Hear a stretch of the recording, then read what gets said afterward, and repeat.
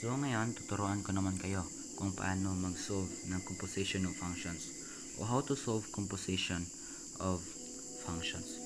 So in composition of functions, the f and j is notated by f composite j of x is equal to f of j of x. So sa ating composition of functions, merong dalawang paraan kung paano mag-solve nito. First is yung f composite j of x at yung pangalawa naman is f of j of x. So magkatulad ng yun. Sa ating composition of functions, tips ko lang sa inyo, mas better kung ito yung gagamitin natin, which is f of j of x. Kasi kapag ito kasi yung gagamitin natin, ang tendency kasi niyan is mahirapan tayo kung mas complicated yung mga given na mga functions. Pero kung ito naman ang gagamitin natin, mas mahaba-haba yung proseso niya kaysa nito. Pero ma-easy man o mahirap yung given functions is hindi naman ganun kahirap ang pagsusolve niya. Hindi katulad nito. So given our function f of x is equal to 2x minus 3 and g of x is equal to x squared plus 2, find f of j, f composite j of x natin. So since ito naman yung gagamitin natin, which is f of j of x, so just copy f of j of x. So, ang paraan ng pag-solve nito, kung ano yung mas malapit sa ating x, which is j, yun yung una nating isi-solve. So, just copy j of x. So, ito ano yung function j of x natin? X squared plus 2. So, just copy x squared plus 2. Next.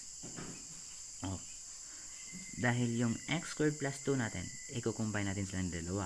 Pero, hindi naman sila ma-combine kasi hindi naman sila magkatulad na term. So, yun na yung sagot natin sa ating g of x. So, ang next natin gagawin is kung ano yung sagot sa ating g of x is yun yung magiging value sa x natin sa ating function f. So, dahil x squared plus 2, so just copy f x squared plus 2. Katulad yan. Instead, x yung ating ilalagay, ating nilagay is x squared plus 2, which is yung sagot sa ating g of x. So, yan, f of x squared plus 2. So, ano yung function f natin? 2x minus 3. So, just copy 2x minus 3. Next, ang gagawin natin is yung x natin is i-substitute natin siya into x squared plus 2. So, 2x squared plus 2 minus 3. So, yan. Sinubstitute lang natin yung x natin sa x squared plus 2. Pagkatapos is 2 times x squared and 2 times positive 2, which is 2 times x squared is equal to 2x squared. 2 times 2 is equal to 4. Just copy negative 3. Yan. Next, combine like terms. Since yung ating 2x squared is walang partner, so just copy 2x squared.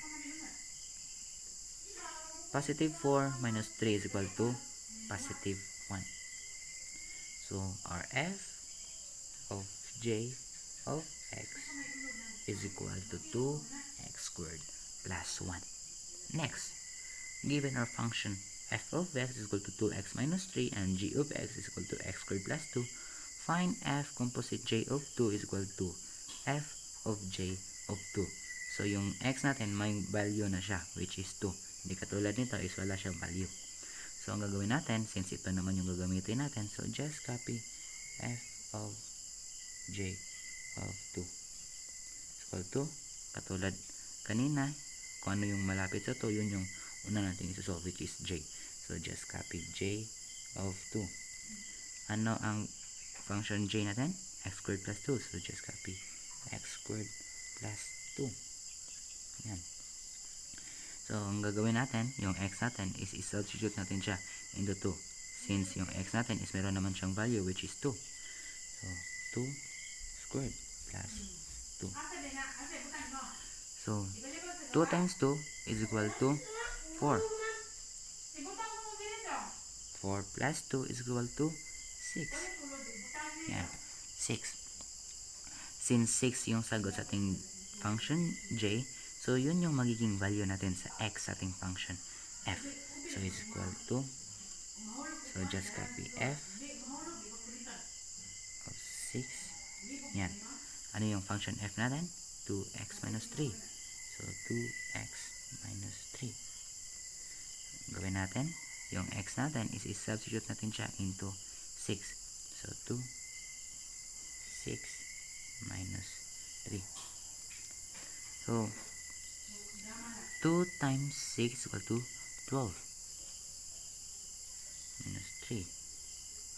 So, 12 minus 3 is equal to 9.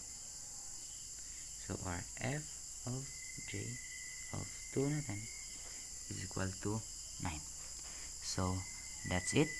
Please like and share. At kung bago ka pa sa inyong channel, please subscribe and click the notification bell para updated ka sa ating mga bagong tutorials. So, thank you.